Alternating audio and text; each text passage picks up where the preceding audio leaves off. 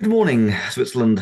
Bonjour la I Suisse. really wish I could have actually J'aurais been vraiment there in apprécié être person parmi vous today, aujourd'hui, but mais I'm malheureusement, afraid mes that I had obligations other professionnelles m'en commitments and empêchent. could not make the journey. But the best I could do Donc, is this le quick mieux que je recording. puisse faire The aujourd'hui, advantage, of c'est course, is that you d'enregistrer guys ma can actually make conférence, a ce qui vous translation of it permettra d'en and faire une traduction. have the subtitles that might make it a bit easier to understand. So let's jump straight into it, shall we? Entrons donc dans le Now I vif just try du to share my sujet. screen, which will hopefully be sharing properly. So, I'm Je vais talking donc parler today à propos du about loup. wolves. C'est un vrai I have a real plaisir que de parler pleasure du when loup talking dans un about contexte de wolves conservation, in a car conservation en fait, context is il that faut I parler actually d'un get to succès talk de about conservation conservation plutôt que d'une success. histoire de It's not biodiversité sort et of de ses a déboires. typical biodiversity story of doom and gloom, but it's a story Mais le of sujet de la conférence conservation having aujourd'hui worked. est But the topic of comment today's pouvons-nous talk vivre is avec about cette how we réussite? live with that Je success. pense qu'il est important de Because what I think comprendre we're que starting vivre to avec cette understand is that conservation living réussie est bien with plus successful compliqué à conservation garantir can que actually la be réussite much, much initiale harder than de actually cette bringing conservation. about conservation in the first place. So what I think is quite Il est donc important to essentiel de understand souligner, when having this lorsqu'on a sort of cette lecture lecture, is to just be aware le of the context. contexte. And we're Et talking nous parlons about bien sûr European du context. contexte européen. We're talking On parle about d'un a continent very extrêmement proud peuplé, continent, un a continent continent de with plus de well over 500 millions de 500 million personnes, people, de réseaux with a routiers, road network d'infrastructures and très développées, infrastructure development réparties that dans tous spreads les to coins every du continent. corner of the continent. Cela peut paraître surprenant de This parler de may seem like préservation very réussie dans cet surprising environnement-là. context to be talking about conservation success. But when it Mais quand comes il to s'agit many des espèces species de gros of mammifères et large mammal and birds, d'herbivores, pas not all, toutes mais but many, plusieurs, we il s'agit avec certainly are certitude de looking at projets de conservation conservation réussis. success. Most Le important plus for large important pour tous les carnivores, carnivores, comme le loup, like wolves, was c'est the le retour return des grosses of prey proies au species début in et the pendant early la and mid première part of moitié the du 20th XXe century. siècle. And largely due Et to ce the notamment et conservation largement efforts of grâce aux the efforts de time, conservation de la prey part des were chasseurs. returned À to cette most époque, les corners of proies ont the fait leur European retour continent. dans tous les coins du And continent. today, we can show maps like this of Réellement, nous pouvons deer and red démontrer deer, géographiquement which are le found retour du in chevreuil et virtually du all parts of cerf Europe. que l'on trouve The map virtuellement on dans the toute right l'Europe. just shows sort La of, carte de droite an indication montre une indication of du the nombre number d'espèces of d'ongulés wild sauvages ungulate et nous prey pouvons species dénombrer found in jusqu'à many parts of 5 à Europe. 6 espèces de And in proies many parts of Europe, différentes we can dans have up to plusieurs 5 parties or de even l'Europe 6 et species même of dans les wild zones prey d'habitat. living in the same landscape. So this Cette early restauration initiale restoration de of ces proies prey sauvages really a créé les created conditions the initiales preconditions nécessaires for et a favorables successful pour le large retour des grands carnivore carnivores. recovery. Moving on to the wolf. Passons maintenant au If loup. we'd been Si looking nous at the map regardons of la Europe, carte de l'Europe dans say les in années 50, 1950, nous it would have découvrons been une a image very assez pessimiste des pessimistic populations de picture loups. for wolves. Ils étaient They were vraiment really sort of cantonnés dans pushed to the l'est, very sud-est eastern, et le sud du southeast, and continent. southern edges of the continent, living in fairly Ils small vivaient en petits groupes populations et and they étaient were énormément very heavily persécutés. persecuted. And at that À time, cette époque, there were très peu very de few protection, safeguards, voire if aucune, any, n'existait pour in place prévenir la to prevent that persécution qui a persecution leading conduit to à leur local extermination or locale regional ou extermination. régionale. In the 1960s and Dans les années 1970s, 60 ou people 70, talking about les gens wolves qui were évoquaient le really loup parlaient talking clairement about de sauver une saving a espèce de species from l'extinction. extinction. However, Cependant, si if we l'on look at regarde a sur map la of carte de Europe today, droite, nous constatons what does that d'importants mean? changements. Wolves have Le loup a recolonized recolonisé an l'Europe d'une manière incredible extent. incroyable. Now, they've De nos jours, ils ont regained retrouvé une présence étendue the en widespread Suède, presence in Norvège et Sweden, Finlande. Norway, and Finland. Ils ont consolidé They've leur présence dans les consolidated their États baltes. distribution in the Baltic states. Ils se sont étendus depuis They l'Italie spread centrale tout en from haut jusqu'aux Alpes et les Apennins, continental Italy all the way up to the Apennine pour Mountains, s'étendre aussi into the en Alps, France, en coming down to Suisse France, et en Autriche. Switzerland, and Austria. Ils se sont également They spread répandus en all across Pologne Poland, et même en Allemagne, et ils regaining se Germany reproduisent and aussi en even Belgique, having au breeding points Danemark now et aux in Pays-Bas. Denmark and Netherlands and Belgium. So today, De we nos jours, estimate nous there's estimons around environ 19 000 19,000 individus wolves en Europe, répartis en 9 distributed in 9 populations. populations. Le plus important Most est importantly, qu'il y a de what we're plus en starting plus to de see now is connexions more entre and ces more populations, connection between these avec par exemple populations. des individus The d'origine wolves italienne from qui Italian rencontrent d'autres origin individus maybe d'origine des coming pays from the baltes. Baltics or the Carpathians and Balkans. So we're Nous seeing an constatons donc un niveau unprecedented sans level of précédent de connection reconnexion between des European populations wolf de loups populations européens, that probably has ce not qui been n'a seen jamais été for le cas hundreds depuis and des hundreds of centaines years. d'années. If we just Si nous look at regardons the précisément la distribution distribution of de the ces 19,000 19 000 wolves loups across parmi the ces different différentes populations, populations, nous what we see observons is probablement probably ce que la something that plupart most people would considèrent view comme un as being a paradoxe, paradox. car le plus grand nombre de loups se trouve dans le sud de l'Europe ou le sud-est, alors que les populations dans le nord sont comparativement plus petites. Ce qui pourrait paraître absolument contre-intuitif, car les gens ont tendance à penser que l'Europe du Nord est évidemment plus sauvage et que le Sud est plutôt dense en population. Mais en ce qui concerne les règles de conservation du loup, nous constatons ici exactement le contraire. Le loup est ainsi de retour, mais pas dans la nature sauvage. Ils sont de retour dans un paysage extrêmement dense, très dominé par l'être humain, et où l'être humain influence tous les niveaux trophiques, que ce soit au niveau de la végétation, de l'habitat, de la structure, des paysages et des connexions entre ces différents paysages. Nous influençons directement l'ensemble des proies, comme des prédateurs, par la chasse, ou la fragmentation de leurs habitats, ou encore par les accidents de la circulation. Plusieurs facteurs influencent ainsi les espèces, proies comme prédateurs. Mais malgré cette influence humaine sur l'entier de cet écosystème, il n'y a jamais eu autant de gros mammifères depuis des centaines d'années. Et en réalité, en ce qui concerne les espèces de proies, il s'avère qu'il n'y aurait jamais eu autant de proies que nous n'en avons jamais eu auparavant depuis des centaines d'années. Juste pour avoir quelques aperçus à quoi ressemblent les différents habitats du loup, voici un exemple classique des pays baltes, avec un mélange de paysages agricoles, de forêts.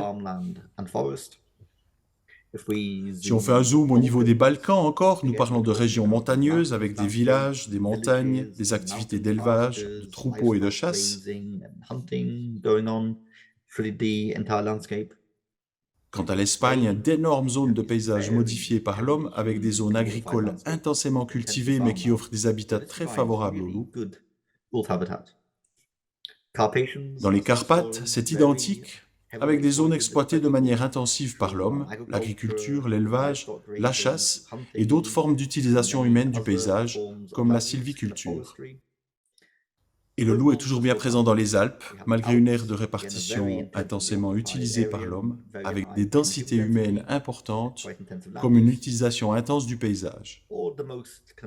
Avec la plus paradoxale des situations pour l'habitat du loup, en Allemagne, avec des loups qui peuvent revenir dans des aires de mines de charbon à ciel ouvert, des anciens terrains militaires, ou dans des zones les plus densifiées en termes de population humaine en Europe. Et probablement le plus incroyable retour du loup s'est passé dans le Benelux comme la Belgique et la Hollande, où le loup habite aujourd'hui des paysages les plus éloignés de ce que nous pourrions imaginer comme paysage sauvage idéal. Cela nous amène à une situation où nous parlons d'une vision d'une Europe sauvage, comme un large continent qui présente de l'espace pour la vie sauvage, dont le loup, mais ce ne sont certainement pas pour autant des régions sauvages. Puisque le loup a ainsi besoin de partager l'espace avec les êtres humains, cela engendre de nombreux conflits. Donc sur la gauche, nous découvrons les conflits classiques dont nous parlons souvent, comme par exemple les attaques sur le bétail, la compétition avec les chasseurs, les attaques sur les chiens, ou encore les craintes quant à la sécurité humaine. Ce sont autant de types de conflits qui peuvent se voir, se mesurer, se comprendre intuitivement. Puis sur la droite, nous avons les conflits sociaux, mais ceux-ci ne sont ni des conflits réellement avec le loup lui-même, ni avec la réalité, mais bien des conflits avec ce que le loup symbolise. La plupart du temps, ce sont les conflits les plus sérieux à gérer et malheureusement les plus compliqués à tenter de résoudre. Si nous nous penchons et détaillons ces conflits sociaux, nous observons différentes dimensions. Ces dimensions peuvent autant concerner les craintes, les valeurs différentes, les systèmes différents, des connaissances différentes, de différents degrés de pouvoir d'influence. Ça peut simplement être à propos de personnalités différentes des gens, des positions respectives dans les débats, ou simplement de la manière dont les conflits sont administrés par nos bureaucraties. Évidemment, ces dimensions seront différentes en fonction de groupes sociaux concernés, Ça peut être la population rurale, citadine, une vision moderne ou traditionnelle, en fonction de l'âge et du genre de la population, ou encore selon des orientations politiques. De fait, nous aurons ainsi typiquement différents groupes aux différentes valeurs et opinions à propos du loup. Malheureusement, nous constatons que ces divisions ont largement augmenté au travers d'une instrumentalisation politique du loup comme un moyen pour créer les divisions sociales et susciter les débats.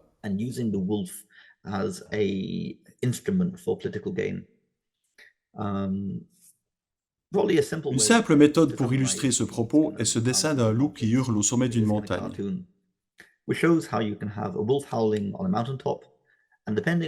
Et en fonction de qui tu es et de tes intérêts, tes valeurs ou ta profession, tu vas le percevoir de différentes manières.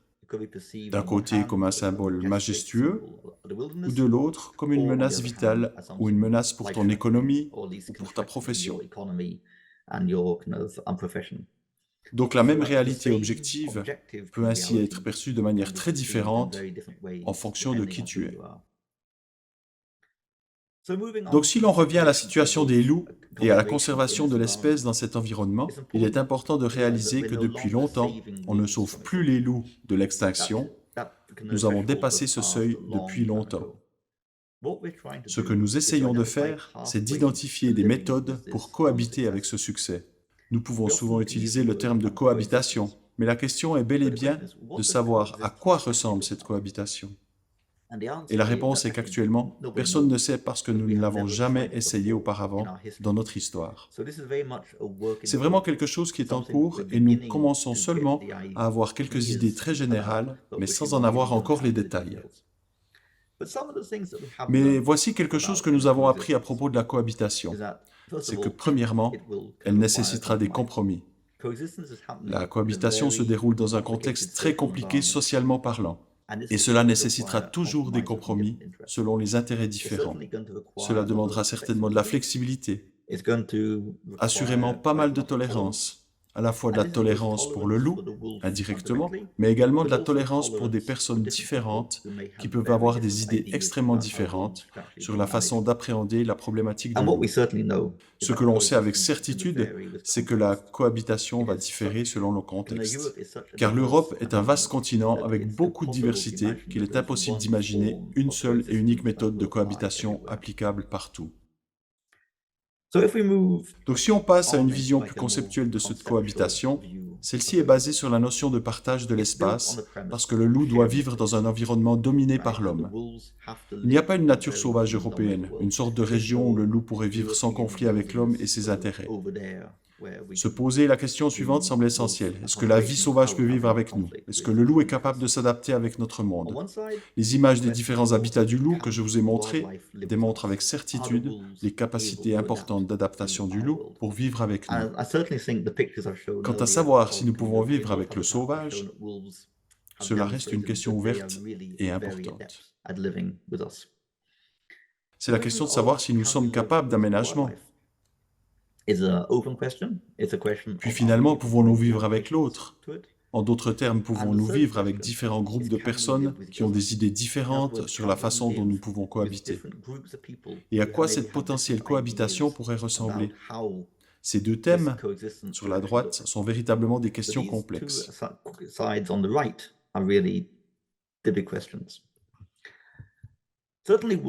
Certainement, les loups ont démontré qu'ils peuvent s'adapter à nous et peuvent survivre dans tous les types d'habitats, y compris ceux modifiés par les êtres humains. Donc la question est, sommes-nous capables d'adapter notre façon de vivre avec eux? Et la réponse est, je pense, oui, si nous avons vraiment la volonté d'essayer. Un des facteurs clés de l'adaptation humaine est la protection des troupeaux. Souvent, les méthodes traditionnelles d'avoir des bergers et des chiens de troupeau fonctionnent bien. Elles peuvent devenir difficiles dans différents contextes, notamment en raison des coûts élevés, et cela peut être extrêmement difficile si nous enlevons le berger de l'équation. Car les chiens de troupeau peuvent être à la fois une solution à certains problèmes, mais aussi une cause à d'autres problèmes. Mais le système marche franchement bien. Ce système marchait bien depuis des années, des centaines d'années. Et dans plusieurs régions d'Europe, ce modèle de gardiennage est toujours intact. Une approche plus moderne est l'utilisation des barrières électriques, qui peut être bien sûr combinée avec l'usage des chiens de troupeau.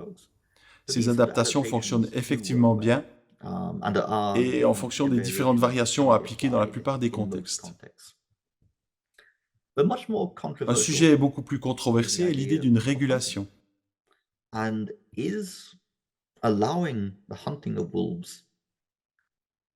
Est-ce nécessaire ou compatible de permettre le tir du loup avec la conservation du loup? Devrions-nous voir cela comme un ingrédient essentiel de la cohabitation ou cette pratique appartiendrait-elle définitivement au passé? Et cette question est devenue extrêmement importante aujourd'hui, car c'est un thème récurrent et sans fin sur la position légale du loup au travers la Convention de Berne et les directives territoriales. De nombreux groupes poussent extrêmement fort pour changer le statut du loup et des instruments légaux. Celui de le voir passer d'un animal strictement protégé à un animal simplement protégé. Donc, comment va influencer la législation pour cette cohabitation? D'un point de vue de sa protection stricte, ce n'est qu'un outil dans la boîte à outils de la conservation. Pour conserver les espèces, nous avons besoin de beaucoup d'outils, aux rôles différents et spécifiques selon les différents contextes. Et la protection stricte est simplement un de ces instruments. Et lorsque nous avons 19 000 loups sur le continent, il est raisonnable et légitime de se poser la question si la protection stricte est l'outil le plus approprié pour assurer la conservation du loup à long terme.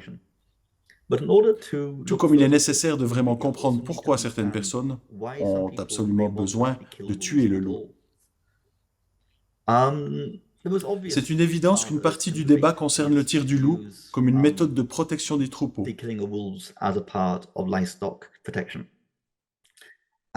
Et lorsque nous parlons du conflit entre la protection des animaux de rente et le loup, nous parlons d'une sorte de triangle de protection avec différents éléments. Premièrement, c'est important de souligner l'importance de la protection des troupeaux en adaptant les méthodes de protection de ceux-ci et prévenir les conflits avec les bergers et les chiens de troupeau. Ce sont les éléments clés. Les compensations économiques seront toujours également nécessaires, mais probablement pas comme une mesure primaire, mais bien secondaire, que nous engageons lorsque les autres méthodes ont échoué ou quand il y a des événements inattendus et que malgré les méthodes de protection multiples, les animaux de rente meurent malgré tout. Les autres contrôles du loup et des autres carnivores feront aussi et toujours partie d'une méthode intégrée du système. Il y aura toujours des individus capables de passer à travers les mesures de protection ou des individus qui vont retourner aux endroits où il n'y a pas de système de protection. Le contrôle par le tir du loup pourrait devenir une mesure et une partie de ce triangle de protection, mais ne devrait jamais être la première méthode de protection du troupeau. Cela étant dit, il y a un contexte important dans le nord de l'Europe avec la domestication des rennes sauvages du peuple Sami dans le nord de la Suède et de la Finlande, où il semble qu'aucune mesure de protection ne fonctionne. Le contrôle du loup et d'autres prédateurs passera par une régulation de la densité des populations pour assurer un niveau acceptable du conflit. Cela impliquera toujours la chasse comme première technique de régulation, mais c'est vraiment un cas unique et très spécial. Une question brûlante dans la protection du loup concerne le risque pour l'humain. Ceci a été vraiment largement contesté. Personne n'a contesté si l'ours est dangereux ou non. Nous acceptons que le risque est là, mais dans le cas du loup, certaines personnes se demandent si le loup a jamais tué quelqu'un.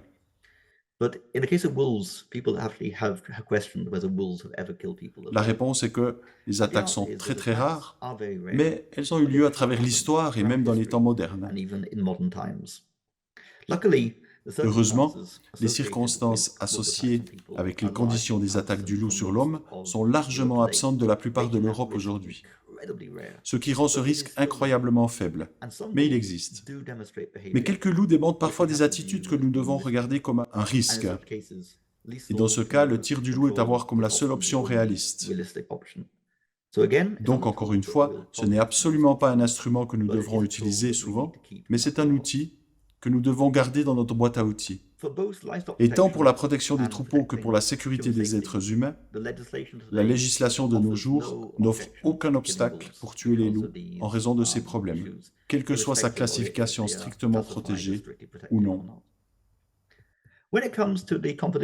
En ce qui concerne la compétition avec les chasseurs, l'impact du loup sur les proies qu'il pourrait chasser varie énormément en fonction du contexte. Dans certains cas, autoriser le prélèvement du loup peut permettre de réduire la compétition et permettre de diminuer la mort des chiens de chasse. Cette problématique est valable spécialement dans le nord et le nord-est du continent, où la densité des proies est très faible en raison du climat. On doit aussi garder dans l'esprit que la chasse existe dans quasiment l'entier du continent européen. Et le chasseur exprime aussi ce désir de chasser des loups. Que l'on accepte ou non, nous devons reconnaître l'importance des chasseurs et l'importance de leur désir. De plus, il est important de réaliser que la chasse du loup est encore une activité normale dans certaines régions, particulièrement dans l'Europe de l'Est, et c'est actuellement encore le cas.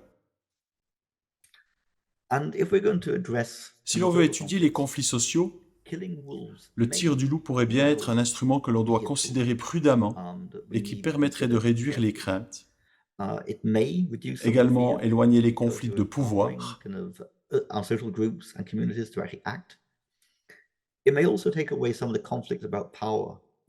parce que je pense qu'en Europe, le fait que la protection stricte du loup est presque la source de beaucoup de conflits.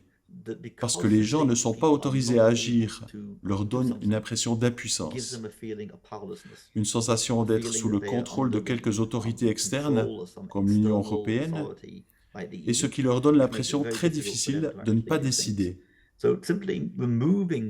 Ainsi, de changer la protection stricte du loup à une protection simple pourrait en soi être une diminution du conflit parmi les différents intervenants. Il y a aussi la question de restaurer la légitimité des programmes de conservation. Si le loup et d'autres espèces restent strictement protégés sans tenir compte de l'augmentation des populations des grands carnivores, cela diminue la crédibilité de l'idée que nous pouvons avoir de la conservation. Est-ce que la législation concerne la conservation ou la législation concerne la protection sans tenir compte de savoir si la conservation est réussie ou non? Je pense que l'on a besoin de considérer les conséquences de garder la protection stricte sur la façon dont les personnes perçoivent les programmes de conservation et les directives de Berne dans leur entièreté. Mais bien sûr, quand on parle de tuer des loups, nous devons également réaliser que c'est extrêmement controversé dans d'autres secteurs du public. Certaines personnes sont motivées par les droits des animaux, de l'éthique, et d'autres sont plus concernées par des raisons écologiques, et particulièrement celles qui évoquent le réensauvagement. Peut-être que la solution pour réduire les conflits pourrait être la cause d'un autre conflit. Selon la législation en cours, il n'y a pas de difficulté à tuer le loup pour protéger les troupeaux ou la sécurité humaine. Mais la législation devrait être modifiée si elle devait permettre la chasse normale, entre guillemets, pour limiter l'expansion des loups et pour appréhender les craintes des agriculteurs dans les pays où il est strictement protégé. Mais c'est important d'être au courant de deux choses. Tout d'abord, que le loup n'est pas strictement protégé dans tous les pays d'Europe, notamment dans les réserves de l'Europe de l'Est. L'autre est que de changer le statut du loup dans la législation ne signifie pas nécessairement que la chasse va avoir lieu. Cela signifie seulement que la décision de chasser ou non le loup est donnée à un niveau national où la question est ouverte à la discussion sur un plan national et démocratique et où différents groupes d'intérêt sont capables d'argumenter leur position et que la décision puisse être faite à la maison et non pas à Bruxelles. Donc pour conclure, nous restons avec la question fondamentale. Est-ce qu'une autorisation plus libérale d'abattre les loups pour différents motifs est le prix du succès? Ou est-ce une activité qui appartient au passé et qui ne devrait pas être instaurée, sauf sur des bases très limitées? Je n'ai pas de réponse. Je pense que c'est un débat très important et je pense qu'on a besoin de bien plus d'informations sur l'impact de l'abattage du loup sur les conflits et la perception de ces conflits. Spécialement quand on s'occupe du loup, nous avons appris une chose. On ne s'occupe pas de la réalité du loup, mais de la perception du loup.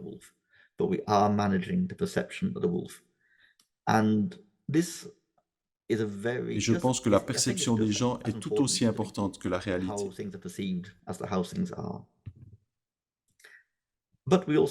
Nous devons toujours garder à l'esprit les aspects de la cohabitation. La cohabitation est une question de compromis, de tolérance et du contexte.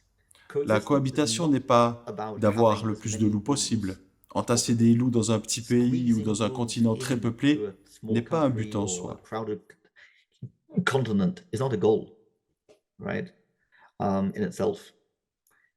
La cohabitation nécessite que l'on s'occupe des conflits. La cohabitation nécessite de conserver les populations de loups, mais pas de protéger les individus. C'est de trouver un futur pérenne à long terme. C'est concilier les intérêts des multiples utilisateurs de nos paysages et de trouver un chemin pour toutes les différentes personnes aux valeurs et idées différentes pour coexister dans un espace partagé. Donc la cohabitation n'est pas seulement la cohabitation entre les animaux et les gens, mais aussi la cohabitation entre les gens avec des points de vue différents. Et c'est ce contexte que nous devons considérer pour les débats, à propos de la législation à avoir autour du loup et quelles pratiques nous devons avoir par rapport à sa conservation. Donc j'espère avoir donné un bon début à votre conférence et que cela va provoquer d'intéressantes discussions et réflexions.